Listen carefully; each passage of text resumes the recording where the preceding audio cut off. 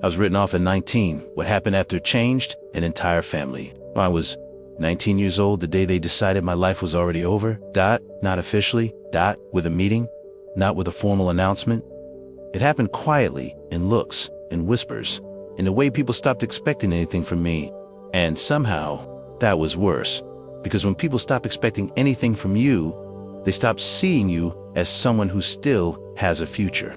They start seeing you as a finished story, a cautionary tale, a disappointment that already reached its conclusion. I remember the exact moment it became real. I was standing in the kitchen, and I could hear them talking in the other room.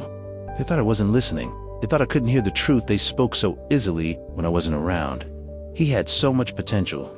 That sentence, it sounds like a compliment, but it isn't. It's a funeral because had means it's gone. And now, another voice said softly, and then silence. They didn't even finish the sentence. They didn't need to. Everyone in that room already knew how it ended. I was the ending at 19. You're not supposed to feel like your life is over. You're supposed to feel like it's beginning. But mine felt like it had already been decided. Not by me, by the people who watched. You grow up, the people who used to believe in me, the people who stopped. I wish I could say it didn't affect me. I wish I could say I ignored it, but the truth is, it got inside my head. It changed the way I saw myself. Because when enough people treat you like a lost cause, you start wondering if they're right. It didn't happen overnight. There wasn't one mistake. There were. Many small ones, then bigger ones, bad decisions, wrong priorities, moments I wish I could erase. Moments I replayed in my head 1,000 times, imagining different endings. But life doesn't let you edit what already happened. It just moves forward, with or without you. The worst part wasn't the judgment, it was the disappointment. Disappointment is quiet. It doesn't yell, it doesn't scream, it just withdraws. I saw it in their faces and the way they spoke. To me differently, carefully, like I was fragile or already broken. They stopped asking about my plans, stopped asking about my future because they didn't think I had one worth asking about. I remember sitting alone in my room one night, staring at the ceiling, asking myself a question I wasn't ready to answer. Is this who I am now? Not who I was. Not who I could be. Who I am. A failure at 19? It felt permanent, like a label I couldn't remove. Like something written in ink. And once people label you, they start looking for proof. Every mistake confirms it. Every struggle reinforces it. Every delay becomes evidence. They stop seeing your effort. They only see your outcome. And my outcome didn't look promising. Not to them, not to anyone, not even to me. But what they didn't see, what no one saw, was what was happening inside me. Because even at my lowest point, something refused to die. It wasn't confidence, it wasn't belief, it was something quieter. Something stubborn. A voice that said, this isn't the end. Even when I didn't know what came next. Even when I didn't know how to fix anything. Even when I didn't know how to fix myself. Still, I stayed quiet. Because it's hard to defend a future you can't prove yet. It's hard to explain a comeback when you haven't begun. So, I let them believe their version of my story. I let them write me off, because arguing wouldn't. Change their minds, only time would, and time hadn't done anything yet. What hurt the most wasn't the big moments. It was the small ones, the invitations I stopped receiving, the conversations that stopped including me, the way people moved on with their lives while I stayed stuck, watching existing, but not progressing. I felt left behind, not physically, emotionally. Mentally, spiritually. Like everyone else, got the instruction. Manual for life. And mine was missing pages. I started avoiding people, avoiding questions, avoiding mirrors. Because mirrors don't just show your face, they show your reality. And I didn't like mine. Not at 19, not when everything felt broken. I wish I could say, someone came and saved me, that someone saw potential and pulled me out. But that's not what happened. No one came, no one intervened, no one fixed it. It stayed broken for a long time. Long enough for everyone to accept it, long enough for everyone to stop hoping, long enough for everyone to move on without me. And that's when some of the unexpected happened, when everyone else gave up on me. I was finally alone. Completely alone. No expectations, no pressure, no belief, no support, just me and the consequences of my life. And as painful as that was, it gave me something I didn't realize I needed. Space to face myself. Space to decide who I wanted to be Not who they thought I was.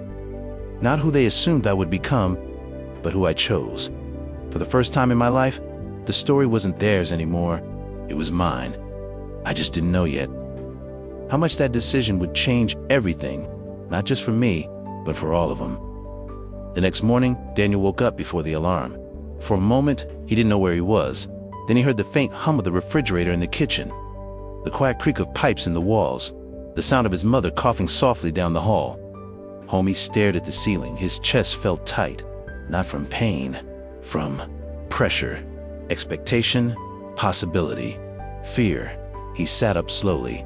On the small desk in the corner of his room was the acceptance letter. He had placed it there the night before, like proof that it was real. He walked over and picked it up again. He read the words, accepted. Such a simple word, but it carried years inside it. Years of rejection, years of doubt, years of being told no. He ran his fingers over the paper. Then he folded it carefully and put it back down. He couldn't just stare at it. He had to live it.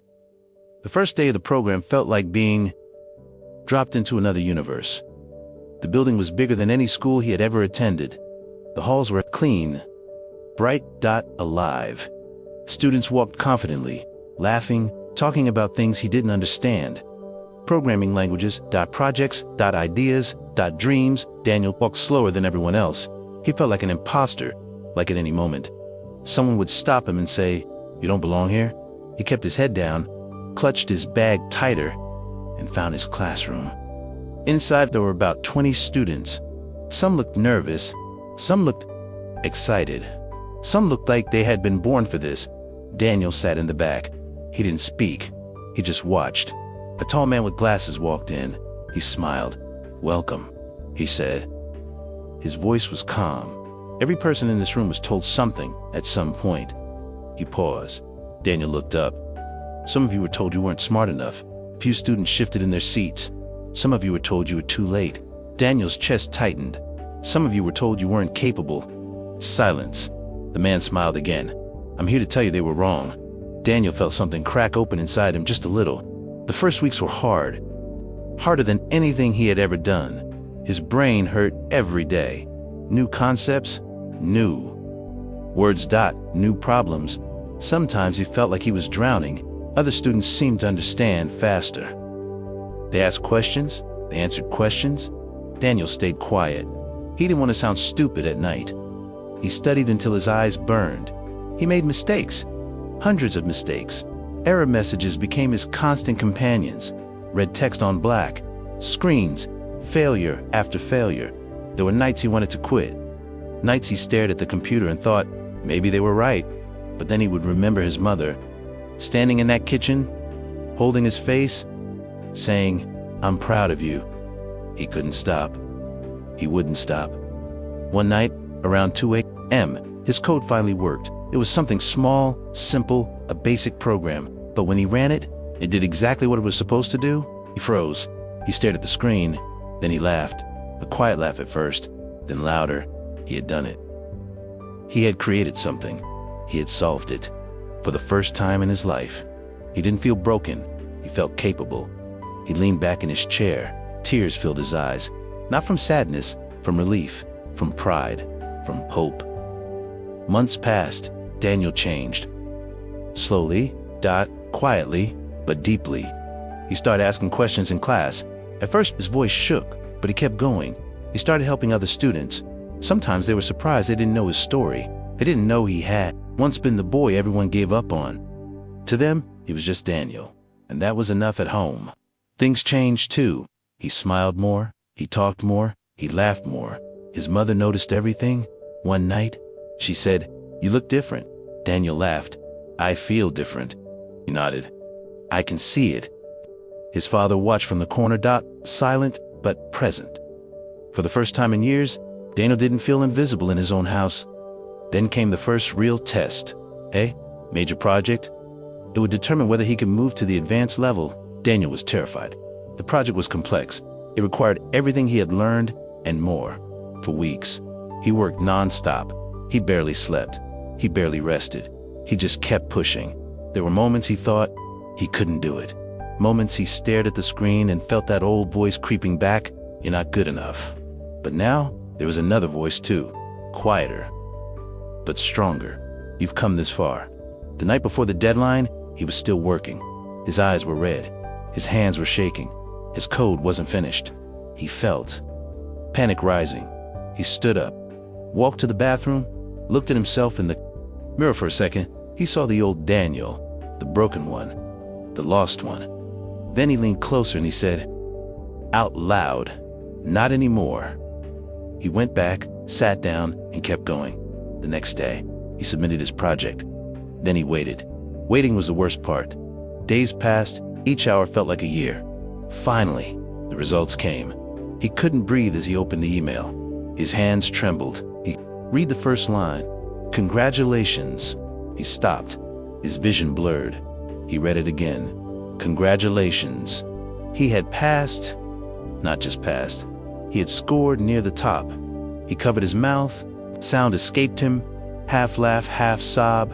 He did it. He actually did it. When he told his mother, she cried. She hugged him so tightly he could barely breathe. "I knew it," she said. "I knew you could." His father walked over. He looked at Daniel. For a moment, neither of them spoke. Then his father did something unexpected. He put his hand on Daniel's shoulder. He squeezed it. "I'm proud of you." Daniel froze. He had waited his whole life to hear that. 3 simple words. But they healed. Something deep inside him, something old, something broken. And for the first time, he believed them. But life wasn't done testing him, not even close, because success brings something new. Responsibility, expectation, pressure. And soon, an opportunity that would change everything forever. The opportunity came on an ordinary Tuesday. That's how life-changing moments often arrive, quiet, unannounced, disguised as something small. Daniel was sitting in class, half focused, half exhausted. He hadn't slept much the night before. He had been practicing again. Always practicing. Always trying to be better than he was yesterday. His instructor walked in holding a stack of papers. He looked different, serious, focused. He placed the papers on the desk and looked at the class. "There's something I want to talk to you about." No one spoke.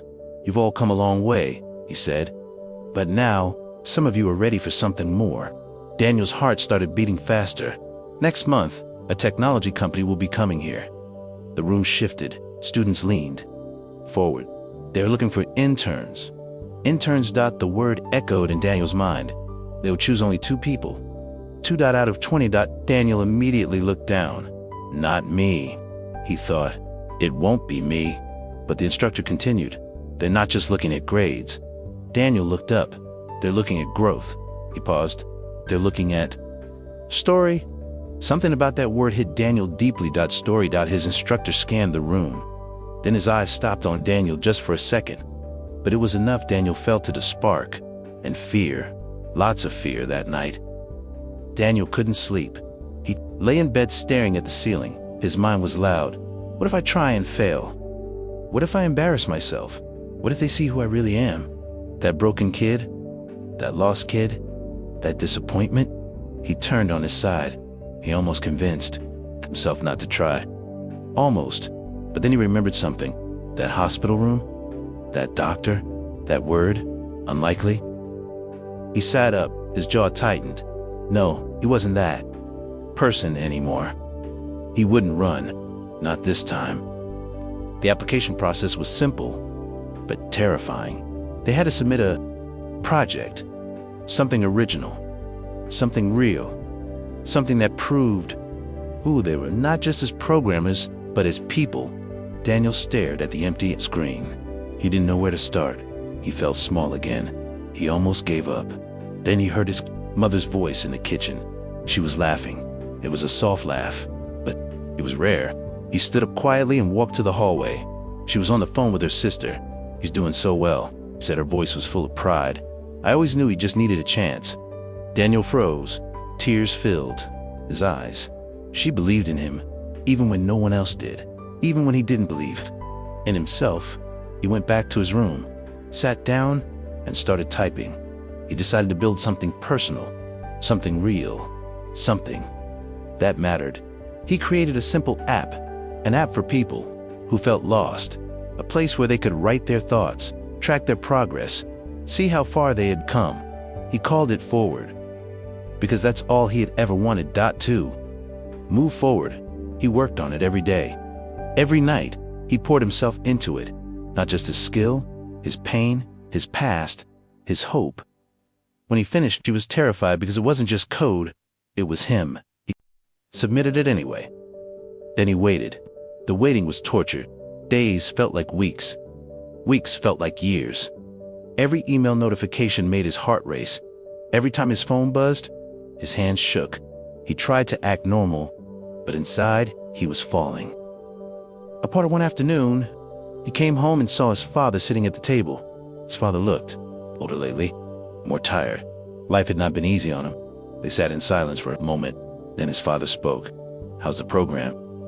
Daniel hesitated. "It's good." His father nodded. Another silence. Then his father said something unexpected. "I told someone about you." Daniel looked up. "What? At work?" His father cleared his throat. "I told them my son is learning to build software." My son, Daniel, felt something warm in his chest. His father continued, "I'm proud of you." Daniel swallowed hard. Those words still felt new, still felt fragile, but they meant everything.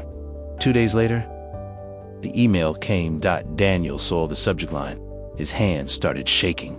Immediately, he couldn't breathe. He opened it slowly. His eyes scanned the words, then stopped. He read them again, and again he couldn't believe it. He had been selected. He was one of the two. He dropped the phone, he covered his face, he started crying, not quiet tears, not controlled. Tears, real tears, deep tears, years of pain, leaving his body all at once. His mother ran into the room. "Daniel, what happened?" Couldn't speak. He just handed her the phone. She read it, her hands flew to her mouth. She screamed. She hugged him. She cried with him. His father walked in, confused. "What's going on?" His mother turned to him. He got it. His father looked at Daniel. Daniel nodded. His father didn't say anything. He just hugged him, and Daniel realized something. His father was crying too. The first day at the company was overwhelming. The building was massive. Glass everywhere, people walking with confidence, purpose. Daniel felt small again, but he kept walking. He reminded himself, "You belonged here. You earned this." Inside, he met the other intern. Her name was Sophia. She was smart, confident, kind. They talked. She asked him why he started coding. He hesitated. Then he told her the truth. Her eyes filled with emotion. "That's powerful." She said, "No one had ever called his story powerful before they called it tragic. They called it sad. They called it wasted, but not powerful." That word changed something inside him. The weeks passed. Daniel learned faster than ever before. He worked harder than he thought possible. He stayed late. He asked questions. He made mistakes, but he kept going. One evening, his supervisor asked him to stay. Daniel's stomach dropped. He thought he had done something wrong. They sat in a small office. His supervisor looked at him. "Your app." Daniel froze. "Yes, it's good." Daniel blinked. "We want to help you develop it." Daniel couldn't speak. "We believe it could help a lot of people. Help people." His chest tightened. All his life, he had felt like a burden. Now, he could help someone else. He nodded, unable to say anything. That night, he walked home slowly. He didn't take the bus. He needed to feel it. Every step, every breath, every second. He stopped in front of his house. He looked at it. The small walls, the old door. The place where he had felt broken, lost, worthless, and suddenly, he saw it differently. This wasn't where his story ended. This was where it began. He walked inside. His mother was cooking. His father was watching. TV, normal, simple, beautiful. He sat with them, and for the first time in his life, it wasn't the problem, it was the possibility. Months later, everything changed again. The company offered him a full-time job, a real salary, a real future. When he told his parents, his mother collapsed into a chair crying. His father sat down slowly, speechless. Daniel handed him the offer letter. His father read it over and over. Then he looked at Daniel and said something Daniel would never forget. He changed everything. Daniel shook his head. "No." He looked at both. Then we changed everything. Because it wasn't just about him. His mother stopped working. Double shifts. She smiled more. She rested more. His father stood. Tala spoke with pride. The house felt lighter, warmer, alive, and Daniel realized something. When one person refuses to give up, they don't just save themselves, they save everyone connected to them. But the most powerful moment came later. Much later, one night, Daniel received a message. From a stranger, it said, "I was going to give up. Then I found your app. Case saved. Me thank you." Daniel stared at the screen, his hands trembled. Tears filled his eyes. At 19, they'd written him off. At 19, they said his story was over. But they were wrong. His story had just begun. And now, it was saving others. Till he looked at his reflection, not the broken boy, not the lost boy, but someone new, someone stronger, someone who survived, someone who became more. And for the first time in his life, Daniel didn't feel like the kid who was written off. He felt like the man who rewrote everything. Success is strange when you're not used to it. It doesn't feel real at first. It feels like you're borrowing someone else's life. Like at any moment, someone will tap your shoulder and say, "This was never yours." Daniel lived with that feeling for a long time, even after the job, even after the money started coming in, even after his app began reaching thousands of people. He still woke up some mornings, expecting it all to disappear. Because when you've spent most of your life being told you were nothing, it takes time to believe you became something. One evening, about a year after he was hired, Daniel sat alone in his apartment. His apartment. That word still amazed him. It wasn't big, it wasn't fancy, but it was his every chair, every wall, every light, paid for by the boy they said wouldn't survive. He was answering messages from users of his app. He always tried to respond to as many as he could because he knew what it felt like to be ignored. One message caught his attention. It was longer than the others. Much longer. He opened it, and as he read, his heart began to beat faster. It was from a father. The man wrote, "My son tried to end his life last year. He felt like he had no future, like he was a burden. Found your app. During his recovery, he started using it every day, writing, tracking. His progress slowly, he began to change. Yesterday, he told me he wants to live. He wants to try. He wants to become something. I don't know who you are, but you helped save my son." Daniel stopped breathing. His vision blurred. He put the phone down, covered his mouth, and cried. Because suddenly, it wasn't about proving people wrong anymore. It was about helping people believe they were right to keep going. That weekend, Daniel went back to his parents' house. He still visited often, not because he had to, because he wanted to. His mother opened the door and hugged him tightly. She always hugged him tightly, like she remembered the day she almost lost him. His father was in the kitchen. He smiled when he saw Daniel. Not the small, hesitant smile from before, a real smile, confident, certain. They sat together and talked about work, about life, about small things, normal things. Then his mother said something unexpected.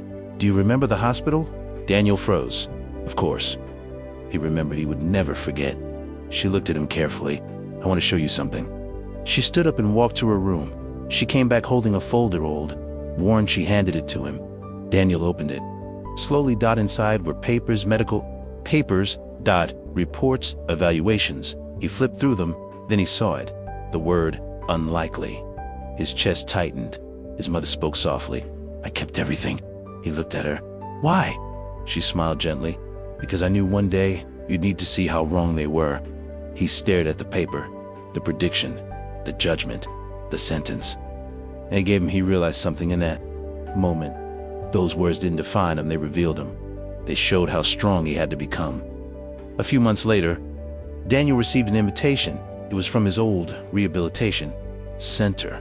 They were hosting an event. They wanted him to speak. His first reaction was fear. Public speaking. Standing in front of people, telling his story. He didn't know if he could do it, but something inside him said yes. Because maybe someone in that room needed to hear it. The day of the event arrived. Daniel stood backstage. His hands were shaking. His heart was racing. He could hear people talking outside, waiting. expecting he felt like that. 19-year-old boy again, small, broken, lost. A woman approached him. "You're ready?" she said kindly. He nodded. He wasn't ready, but he walked. Anyway, the lights were bright, the room was full. He stepped to the microphone. Silence fell. He looked at their faces, some hopeful, some tired, some broken. He took a breath and began at 19 years old. "They told my family I was unlikely to become anything." The words felt heavy, but he continued. "I believed them." He saw people nodding. They understood. "I spent years thinking I was already finished." His voice trembled, but I was wrong. He paused, and they were wrong too. He told them everything. The pain, the doubt, the nights. He almost gave up. The moment he decided not to, he told them about the app, about the messages, about the lives. When he finished, the room was silent and someone started clapping. Then another, then everyone standing, applauding, not because he was special, because he was proof that endings can become beginnings. After the event, people approached him, they thanked him, they hugged him, they cried. One young man stayed back, quiet, nervous. He finally walked up to Daniel. "I'm 19, he said. Daniel felt chills. The young man continued. "They told me my life was over." Daniel looked into his eyes full of fear, full of pain, full of possibility. Daniel put his hand on his shoulder. "They told me the same thing." The young man swallowed. "What did you do?" Daniel smiled gently. "I stayed." He let the words sink in. "I stayed long enough to prove them wrong." Years passed. Daniel's app grew bigger. His story reached farther. His family grew stronger. His parents grew older, but prouder. One night, his father said something that stayed with him forever. "You didn't just change your life." He looked at Daniel with emotion in his eyes. "You changed our name." Daniel understood. The shame, the whispers, the pity, all gone, replaced with respect, with pride, with truth. Life has a way of bringing things full circle. One afternoon, Daniel was invited to speak at a medical conference. Doctors, specialists, experts. He almost said no, but he didn't. When he arrived, he walked through the halls, past the white coats, past serious faces. Then he saw him, the doctor, older. Now grayer, but the same Dot. The man who said unlikely, the man who wrote him off. The doctor didn't recognize him. Why would he? Daniel was just another case, another file, another prediction, until Daniel stepped on stage and told his story. He saw it happen. Recognition, shock, silence. After the speech, the doctor approached him slowly, carefully. "I remember you," the doctor said. Daniel nodded. The doctor looked down, ashamed. "I was wrong." Daniel studied. His face, he expected anger, he expected resentment, but he felt neither because that doctor didn't define his life. His choices did. Daniel smiled. "Yes," he said calmly. "You were?" And then he walked away. Not in shame, in freedom. Night, Daniel stood outside his apartment, looking at the sky, thinking about everything. The boy who was written off, the man who rewrote the ending. He realized something important. They didn't ruin his life. They revealed his strength, because sometimes being written off is the first page of the greatest story you'll ever tell. And Daniel, he was still writing, still growing, still proving, not to them, not anymore, to himself, because the most powerful moment in his life wasn't when they believed in him, it was when he believed in himself.